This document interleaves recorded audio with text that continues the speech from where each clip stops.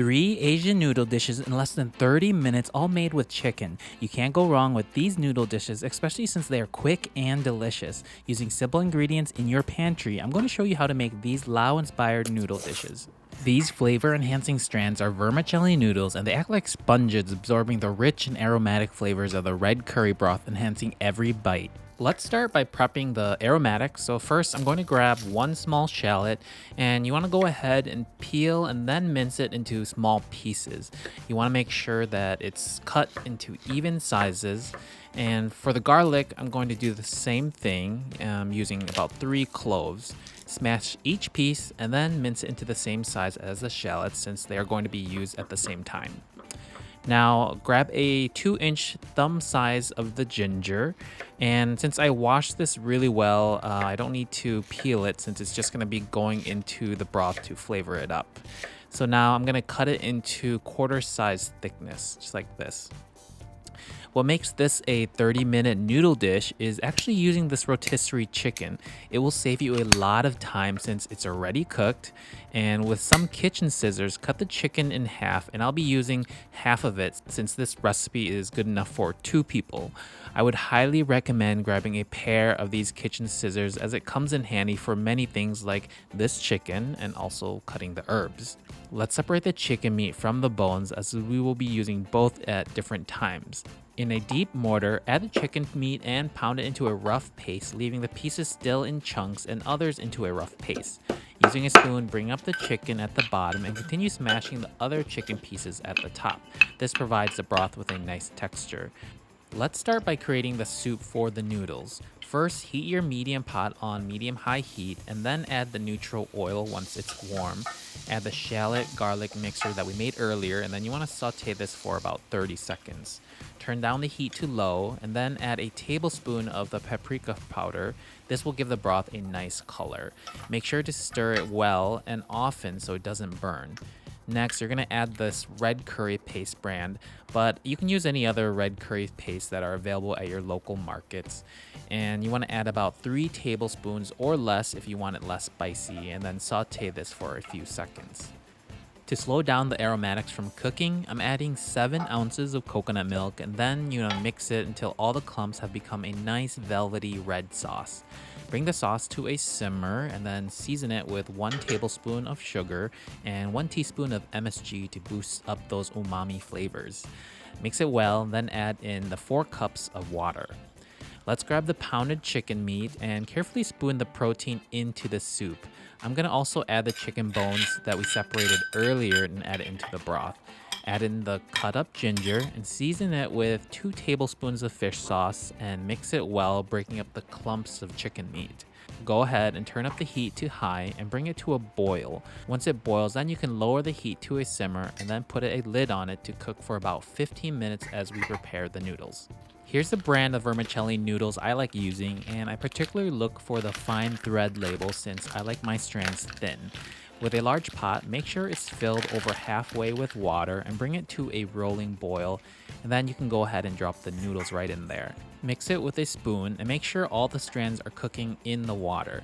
Let the water come back to a boil and follow instructions on how to cook the noodles based on the brand. For this noodle, I am cooking the noodles for about 3 to 5 minutes until it is soft. You don't want to overcook the noodles, so once it's ready, pour the noodles into a strainer and then wash the noodles with cold water until it cools. In the same pot, add cool water and place the cooled noodles back into the pot.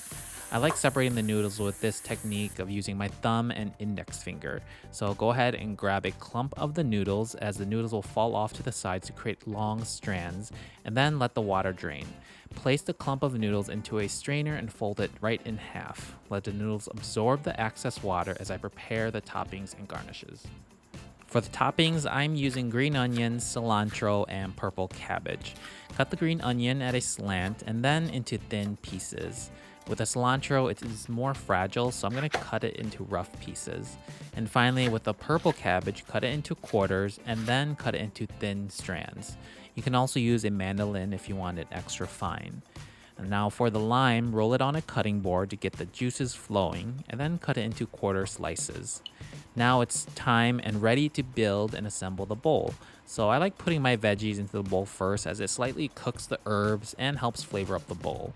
Go ahead and add your desired amount of cabbage, cilantro, green onion, and bean sprouts. Place 2 bundles of the noodles on top.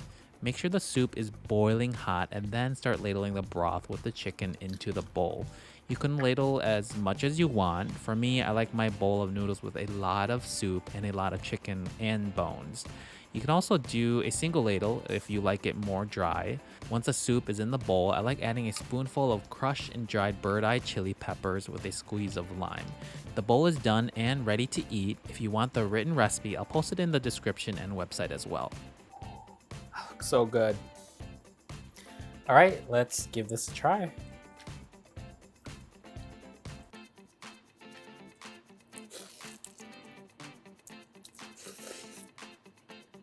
Oh my god, that's perfect. It's so good, slurpalicious, and just all the umami curry flavors I want in one bowl. Y'all gotta try this. These soft and chewy flat rice noodles soak up this caramelized soy sauce and is a delightful contrast to crisp sprouts and juicy chicken. Let's start by preparing 10 ounces of chicken breast. Make sure it's completely dry and then cut it lengthwise in half and cut it into a 1/4 inch thick pieces. Place the diced chicken in a large bowl and go ahead and add 2 tablespoons of water, 1 tablespoon of neutral oil, 1 tablespoon of oyster sauce, and lastly 1 tablespoon of rice flour. Mix this well, and this process will help keep the chicken moist and velvety. Next step is to heat up a large pan with a little neutral oil. Once it's hot, add the chicken and let it cook on one side for about 2 to 3 minutes. Then flip it and cook again for another 3 minutes. You can cook this on a non-stick pan so none of the rice will stick. Let it get some char and then place it on a bowl to use later. Here's the type of flat rice noodles I like using in this dish. It is partially wet and a little more fresh than other noodles, so you'll need to rehydrate it for a little bit in a large bowl, topping it off with some warm water. Make sure all the noodles are submerged and let it rest for about 15 minutes as you prepare the sauce. So in a small bowl, add the water, fish sauce, oyster sauce, and sweet soy sauce. I like using this brand for the soy sauce as it's a common Southeast Asian brand of sweet soy. Mix it well, then put it to the side. The next step is to prepare the aromatics. I'm using 1 whole shallot and go ahead and mince it into even pieces. I'll do the same with the garlic cloves. Place both of these aromatics in a bowl as they will be cooked at the same time. Cut the green onions on a bias and then roughly chop the cilantro, both leaves and soft stems. You can put this on a plate to the side.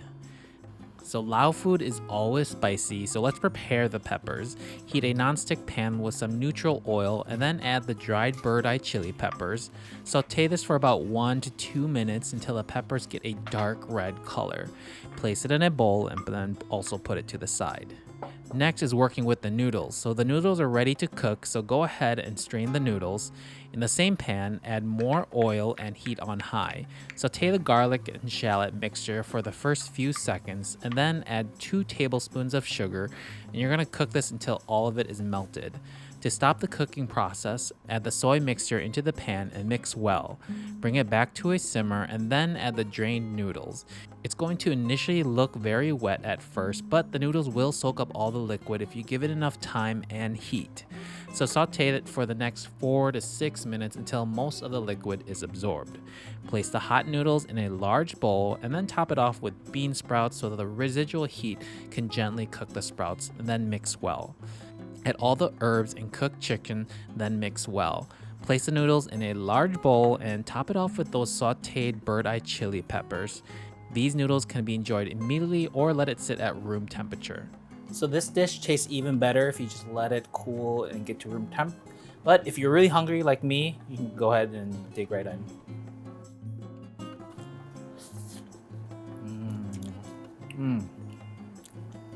So much flavor.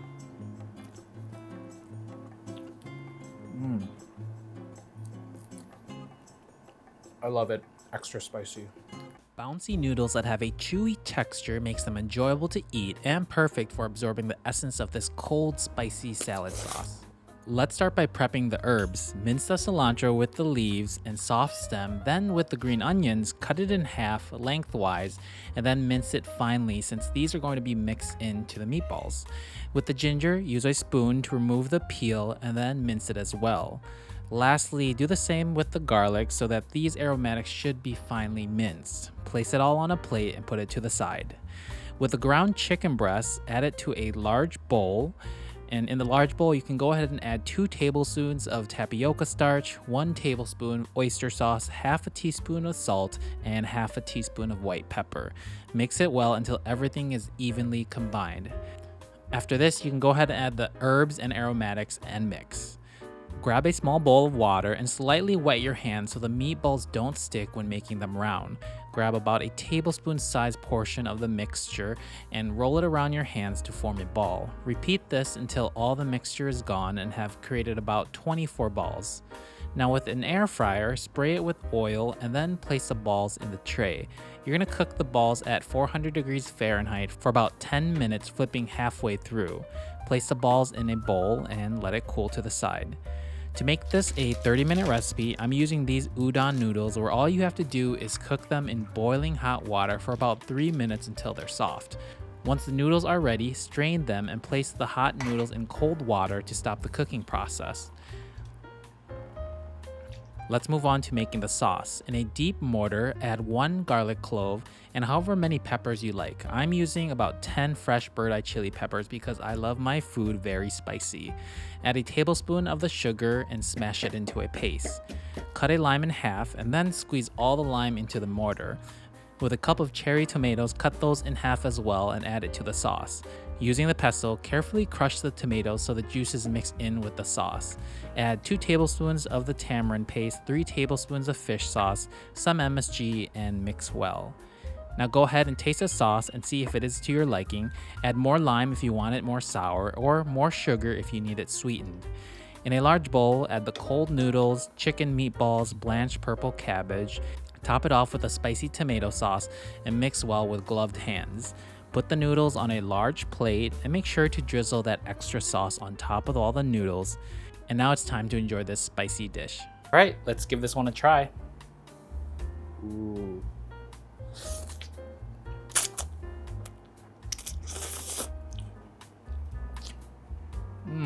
That's so good.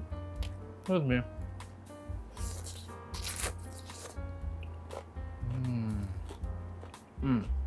I love the crunch to the cabbage. Flavors are perfect. It's been very hot here, so this cold noodle salad is the perfect dish to serve all your pool party guests.